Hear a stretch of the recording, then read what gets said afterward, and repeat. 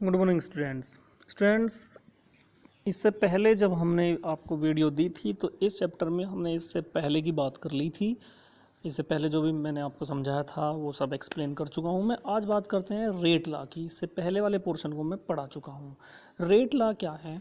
Rate law यानी rate का नियम। रेट का नियम क्या होता है सुनिए प्यारे बच्चों, जो कि इसमें परिभाषा में लिखा हुआ बिल्कुल यही होता है।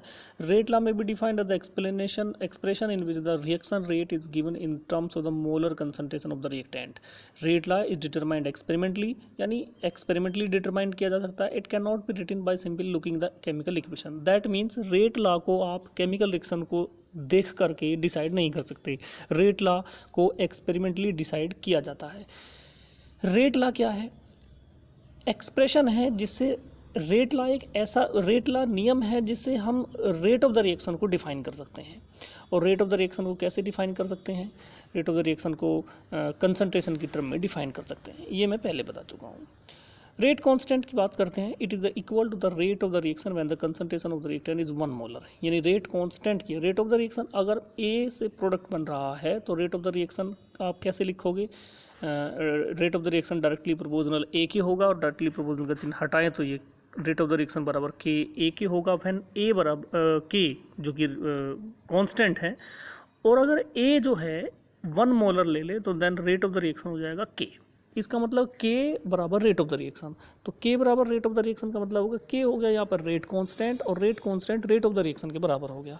कब हो गया rate constant rate of the reaction के बराबर? जब concentration of the reactant unity ले ली या 1 मोलर ले ली। कुछ फैक्ट्स हैं। Some fact about the rate constant.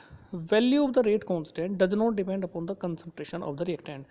क्योंकि रेट ऑफ द रिएक्शन बराबर के हो गया, और हमेशा रेट कांस्टेंट तभी डिसाइड किया जा सकता है जब concentration of the reactant 1 molar ले लेते हैं। जब 1 मोलर ले लेते हैं तो इसमें कोई दिक्कत ही नहीं है कि जो है कंसंट्रेशन ऑफ द रिएक्टेंट की ना बढ़ेगी ना घटेगी। तो इसलिए वैल्यू ऑफ द के does not depend on the concentration of the reactant. दूसरा है value of the K increase with increase in the temperature. इसको याद रखें, फिर कभी जिक्र करेंगे इसके बारे में। Now the value of the K increase in the presence of catalyst. Catalyst की प्रेजेंस में भी के की वैल्यू बढ़ जाती है, क्योंकि कैटलिस्ट की प्रेजेंस में रेट ऑफ द रिएक्शन बढ़ जाता है। रेट ऑफ द रिएक्शन बढ़ जाता है तो रेट कांस्टेंट भी बढ़ेगा। इसके बाद के is the constant at the constant temperature. Constant, हाँ, के कांस्टेंट टेम्परेचर पे के कांस्टेंट रहेगा, क्योंकि कांस्टेंट टेम्परेचर पे पर्टिकुलर रेट होगा और वही डिसाइड कर सकते हैं 1 मोलर लेकर के। वैल्यू ऑफ द के is depends upon the order of the reaction. अब ऑर्डर ऑफ द रिएक्शन आगे आएगा, उसके बारे में आगे जिक्र करेंगे प्यारे बच्चों। उसके बाद the larger the value of the के फास्टर इज द रिएक्शन। ये भी सही बात है, ज़्यादा के की वैल्यू होगी तो रेट ऑफ द रिएक्शन भी फास्ट होगा। आप देख सकते हैं रेट ऑफ द रिएक्शन बराबर की। अब रेट कांस्टेंट की इंपॉर्टेंट कोफिशिएंट यहाँ तक प्यारे बच्चों, जो 2HI बराबर H2 + I2 और CH3I C2H5 ONA तक जो भी लिखा हुआ है, मैं आपको इसको इस तरह से समझा सकता हूँ।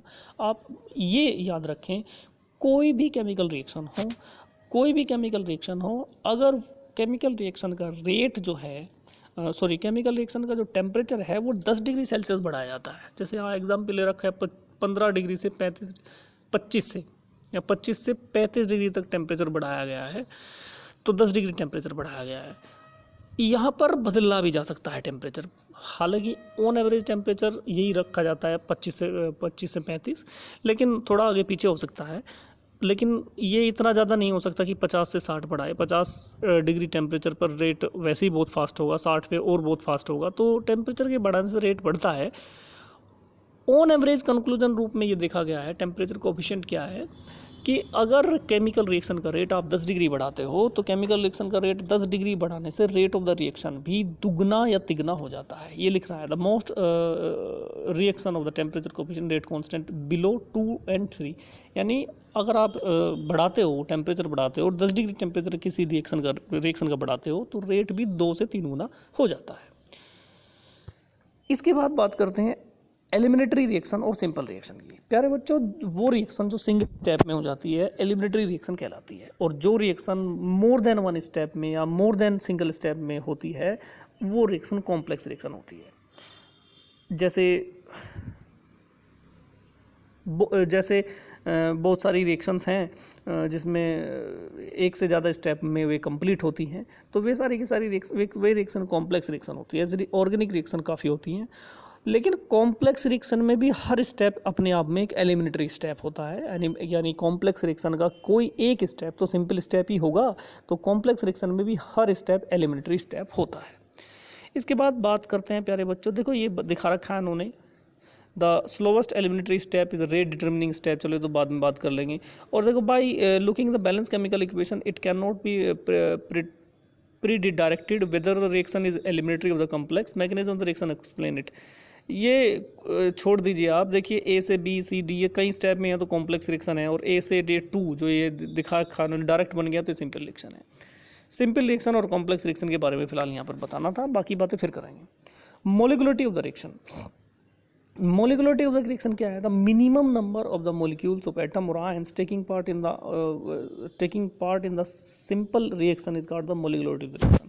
प्यारे बच्चों, मोलिकुलरिटी के बारे में मैं आपको बता दूं, केमिकल रिएक्शंस में जितने number of moles of reactant participate करते हैं या number of the molecules participate करते हैं, वही आपकी मोलिकुलरिटी ऑफ द रिएक्शन है।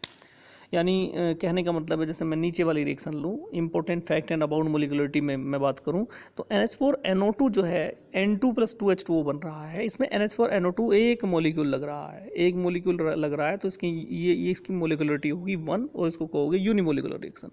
2HI में 2 मोलिक्यूल लग रहे हैं और इसकी 2HI में 2 मोलिक्यूल लग रहे हैं तो इसकी मोलिकुलरिटी होगी 2 और इस रिएक्शन को कहोगे आप by molecular reaction. 2NO + O2 = 2NO2 में ये रिएक्शन है ट्राई मोलिकुलर, इसके इसलिए लिख भी रहा है टर्म मोलिकुलर रिएक्शंस, तो इसकी मोलिकुलरिटी होगी 3।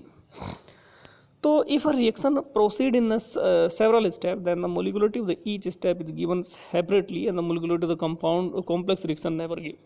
हाँ, ये मैं आपको बता देता हूँ, अगर कोई एलिमिनेटरी रिएक्शन है या सिंगल स्टेप में कंप्लीट होने वाली रिएक्शन है, उसकी मोलिकुलरिटी को आप पहचान सकते हो, लेकिन अगर कोई कॉम्प्लेक्स रिएक्शन है उसकी मोलिकुलरिटी को आप पहचान नहीं सकते हो, क्योंकि कॉम्प्लेक्स रिएक्शन का हर स्टेप एलिमिनेटरी स्टेप होता है। इसलिए कॉम्प्लेक्स रिएक्शन में जितने भी स्टेप होते हैं उनकी अपनी अपनी अलग अलग मोलिकुलरिटी होती है, इसलिए उन सबको जोड़ करके टोटल नहीं निकाला जाता, क्योंकि मोलिकुलरिटी कोई एक्सपेरिमेंटल क्वांटिटी नहीं है, ये एक थ्योरेटिकल क्वांटिटी है। इसलिए सिंगल स्टेप में कंप्लीट होने वाली रिएक्शंस की मोलिकुलरिटी निकाली जाती है, कॉम्प्लेक्स स्टेप में कंप्लीट होने वाली रिएक्शन की मोलिकुलरिटी को नहीं निकाला जाता। उनका कोई स्टेप हो और वो इंपॉर्टेंट स्टेप हो या रेट डिटर्मिनिंग स्टेप हो कॉम्प्लेक्स रिएक्शन का, उनकी मोलिकुलरिटी को डिसाइड किया जा सकता है।